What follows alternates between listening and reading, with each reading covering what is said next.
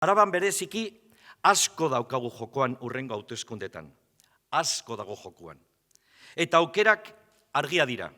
EH Bilduk lortzen du ordezkaritza edo bestela PPk lortuko du.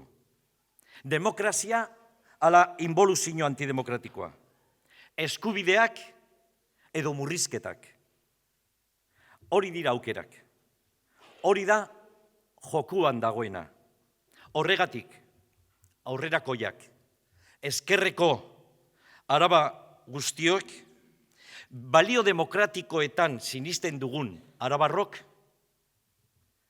aukera honena, hobeto ordezkatu dituena eta gainera PPk ordezkaririk utziko duena, EH Bildu izango da. Euskal gizarteak argi izan behar du gauza bat. Subiranisten elkarlanak eta indar metaketak bakarrik ekidin dezake Sánchez eskuinaren besoetara erortzea. Euskal Herria Bildu indartsu batek baino ez du geldituko kontraerreforma autoritarioaren sakontzea. Subiranistek baldintzatutako gobernu batek bakarrik egingo du ezinezko eskuinaren eta estatuko botereen nahiak eta desioak gauzatzea.